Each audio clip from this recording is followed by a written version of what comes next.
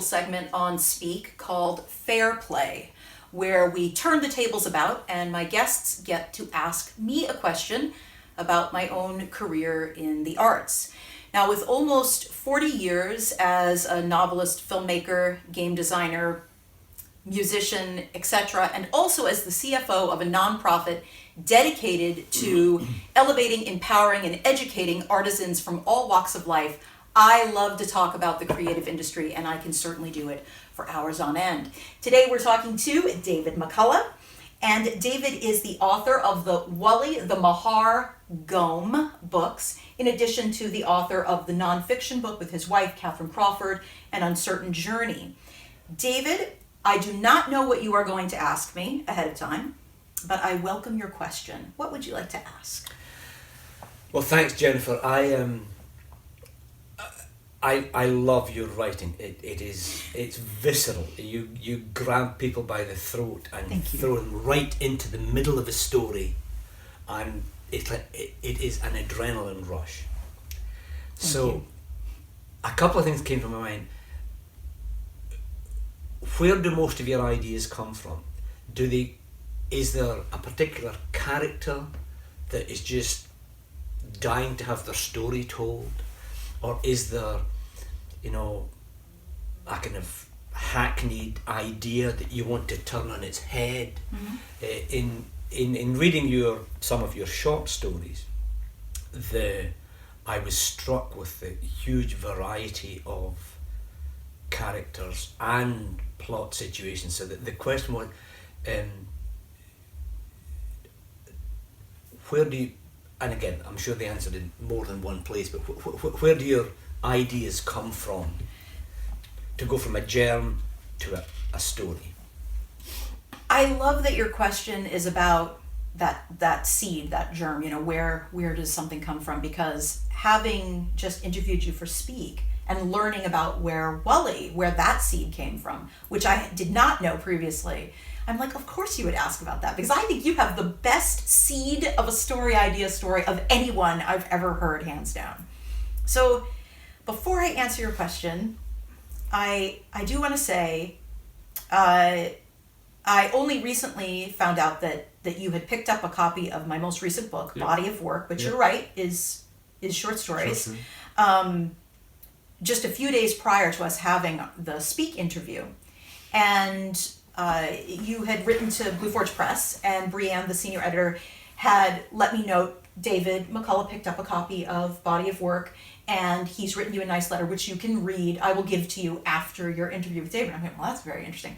But I have to say, I think she probably made the right decision, because all I could think of, David, when she told me that you had a copy of Body of Work is, oh my gosh, the nicest, most wholesome man that I know just picked up my R-rated, NC-17 rated short story science fiction collection. Yeah. I want to crawl into a tiny little space and just, I don't know, not cry. I mean, it wasn't like that. It was like, and just sit there with big eyes. And it's so funny because you talk about the seeded moment of Wully, and you were 5 years old, and you're listening to this idea with these giant eyes. That was me when I found out that you were like, oh, I'm going to do an interview with Jennifer. And I'm thinking to myself, of course that's the professional thing to do. Yeah. Anytime I was about to sit for an interview when I was actively touring and doing press junket, and that was before the internet, trying to find out everything you can about the person who's going to interview you. Okay. So where do I get my ideas? Unless it is, a pen for hire, where someone says, like for instance, my daughter has worked with me as a producer on many, many projects. And what she will do as a producer is not only will she do the fundraising for a project and she'll help manage the project, but she'll say, Jennifer, and she does call me Jennifer. My kids have never called me. It just wasn't something I was into. They don't need to call me mom or mommy or anything like that. Write a story about X. I want you to develop a series, and this is the core. So outside of that, when I'm just writing for myself, the thing that always comes first is the title. Out of nowhere. I love to hike, and I really love to walk. I live rurally. So rural enough that there are no sidewalks, and we have the Blue Legacy campus where Blue Forge Press, Blue Forge Films, Blue Forge Gaming, and Blue Forge Records exist is a little bit over an acre. So I always call it the 1 acre wood. But the backyard right beyond that 1 acre is the almost 700 acres of Banner Forest, which is a preserve in Washington. I love to walk in Banner. I love to walk just on our little rural roads here. And I love nature. I will see a blood red leaf on the center yellow line of a road, and I'll think, something. It'll be a set of 3 words or 4 words, and I'll say, now, if the title of the story is that, what's the story? Mm-hmm. And it's almost like giving myself writing prompts, mm-hmm. But I've had folks ask, if that's how you get that germ, that little seed, what if the story takes off in a different direction and the title no longer fits? And that probably happens 1 out of every 10 stories. And then I just change the title. Right. I'm like, I'm in control here, guys.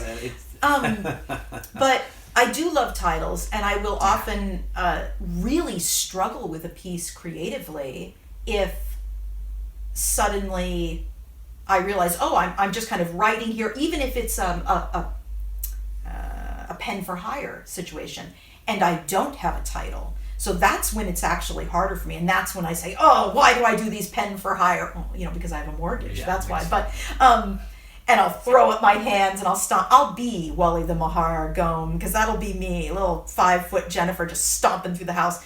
Be like, story being troublesome for you? And I'm like, no, it's the title. Like yourself, whether it's a blessing or a curse, I don't really experience writer's block. But again, I think I'm not quite sure how I could.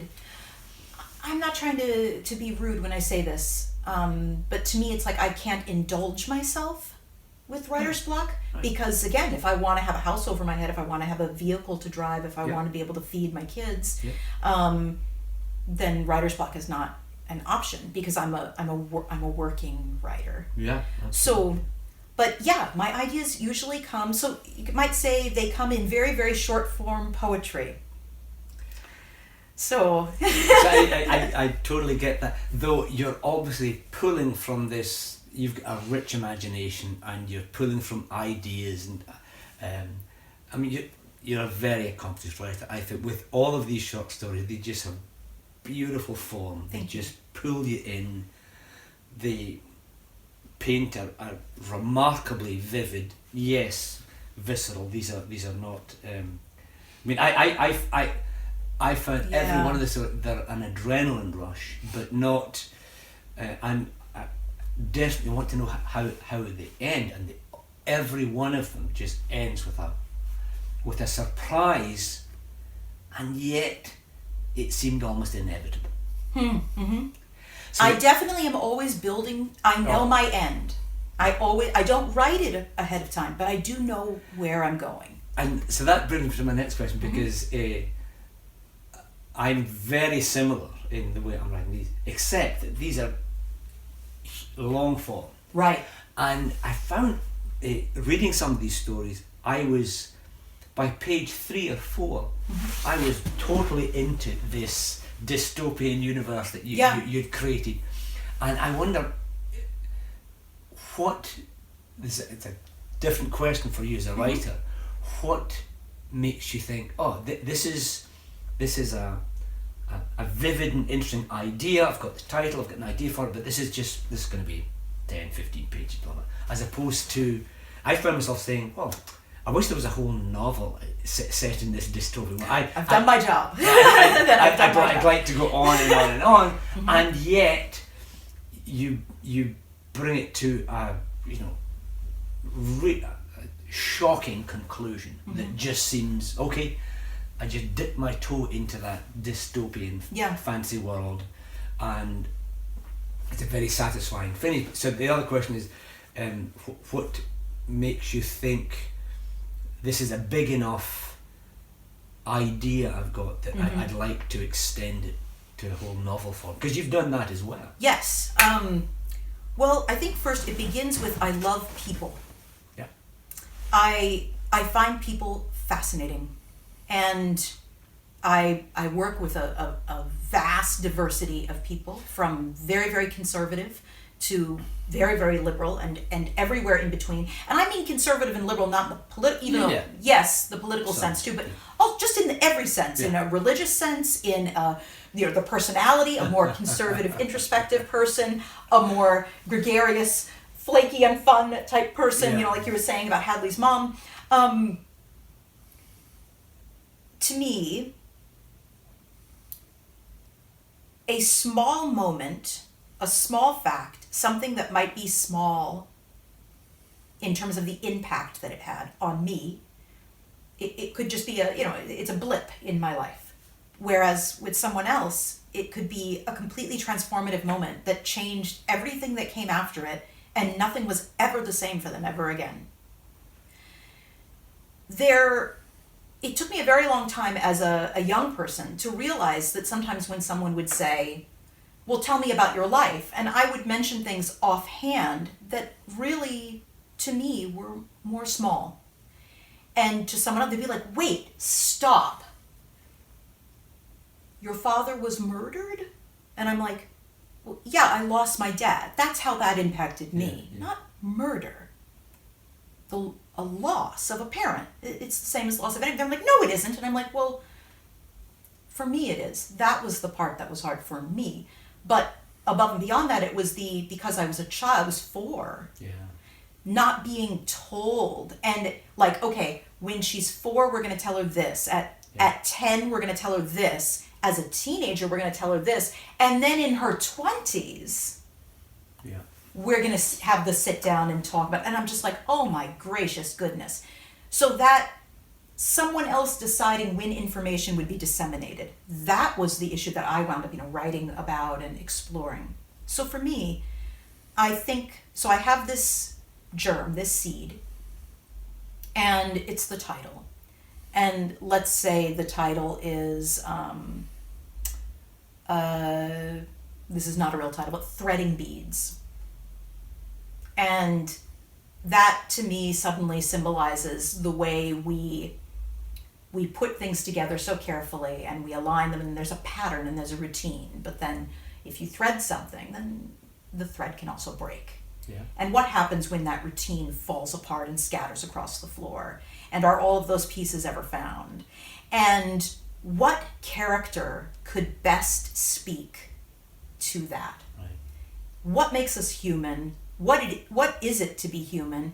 Why do people say, I can't relate to you? Not me in particular, but to each other. Why do we sometimes say, I can't relate to you? I don't understand why you voted this way, why you believe in this God, why you dress or walk or speak in these ways. And I try to say, well, this person is asking these questions, and that type of person fits with this story. Or I'll challenge myself and say, what is the person that no one gives a lot of thought to, that they tend to stereotype again and again and again? I taught Sunday school for years, and later friends said to me years after, you were such a dichotomy, because here you were, this lesbian woman who was raised a New Testament Christian but considers herself an atheist now, but is this fount of religious knowledge and religious respect. Yeah. You read the Bible back to back every year for your entire childhood, and you love the Christian religion with this just amazing reverence. Don't you feel that that's this dichotomy? And I'm like, well, no, it's about loving what I do and seeing the value and the comfort in what religion can bring, but also just, it doesn't have to be religion. It could be any idea. I could say fashion. I'm not very big on fashion, but I could have someone sit in this chair across from me and we could talk about fashion and the importance of fashion. And I see in my daughter and son how fashion, what they dress means something. How they dress means something to them. It doesn't mean so much to me. I could probably do this interview in a bunny suit. Right. I mean, but to some folks, the way we present on the outside is so huge, and it shapes everything about them, and they notice whether someone's wearing brown shoes or black shoes, or they have this bracelet or that bracelet or whatever it is. So I don't know if that answers. I'm just kind of like, I guess to me, a small moment can be monumentous, and a monumentous moment can be small. And I never question, is this story grand enough? I just say, tell the story, let the emotions be real, channel yourself into this as much as possible. You know, what are the fears? You know, well, one character is obsessing over the ring of condensation on the table. The other character is like, why are you so cold to me right now? What is going on? And the things that we don't say to each other, that I also find very interesting. So I think I try to, and I like that you said that you felt that you were just dropped into the story, because I definitely try to do that. Yeah. I don't like stories that give me a bunch of exposition. Right. Drop me in and let what I need to know come naturally, and don't give me the things I don't need. I'm a huge proponent of trim away the fat, but leave the story lush. Those sensory details should be there, but if I don't need to know about how cars are, what fuels cars in that culture, then don't put it in there. Who cares? If I say, you know, we're no longer dependent on fossil fuels, fine, let that just stand, and let's move on with whatever it is. Even though that seems like way too banal a statement, way too mundane a statement to just make. No, but I get that. I found it very interesting reading your stuff. It made me think a lot about my own writing process and what I like, what I don't like, and it's clear you're a really good writer. You've been doing this a long while, and I've gotten better and better and better. And it's true. Before I even started Willie, I had written 2 adult murder mystery stories. I had a literary agent. I came within a whisker of getting taken on by HarperCollins as a new mystery writer. Yeah. And this is about 20 years ago, and it kind of fell through. I got kind of grumpy, but it was my daughter said, "Dad, you should write fancy fiction for. You've got such great imagination. Write this other stuff." And so, but the fact is, because I had a very accomplished and strict literary agent who was my editor, I honed my skill. I mean, they're actually, I think they're pretty good stories, but that's when I came, so a lot of the skills and technique I'd learned, I brought into this. And every one of these, I like, you know, by the time you're 2 or 3 pages in, I want readers to, and I'll come to dinner in a minute, I want it absolute arresting. Right, you want to captivating. Get in. So no, it's no, I love your writing, and I was surprised but not surprised when I at one of the short stories called The Social Box, and it said at the end, and this is a Blue Forge film. We've made this into a feature film, which I haven't seen. I've been so focused on my doctoring job until I retired recently, because that paid my bills. Yeah. And any reading I was doing was either researching what I needed for these or writing these. And so I've been very limited in. Because you've been to all the locations that you talk. Yeah. Yes, I love that. And when I go someplace, I mean, I'm writing details in a notebook as I'm walking down the streets, like in Barcelona, just literally the smell in the alleyways, and the colour of the post boxes, and what the graffiti looked like. I mean, not the touristy details, but the details that just make it come alive. Yeah. And so if I'm just incidentally just putting that into the story, I know it's going to be authentic. So I like that. But that's so I hadn't. I'm now intrigued. I will, of course, want to go and watch the Social Box to see what it looked like. But that was one where, and I thought this is interesting, because it's it's these little vignettes of different characters. And Written in 2019 about a global pandemic. Yes, I know. Yeah. I know. But the thing that was the one where I said, boy, this could be a novel, because because you can, if there's a big event, pandemic or world war or something going on, you can pull in chapters with different characters with very different world views and life views, and just definitely. And you know, I've that appeals to me, because I like to do that, and bring in quite diverse characters, which at the beginning of a story seem unrelated to each other, but they're going to get pulled in to be all together at the end in a way that's not contrived, but just.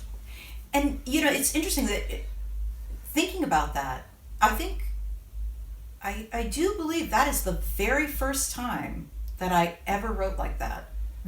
Like you write regularly. Yeah.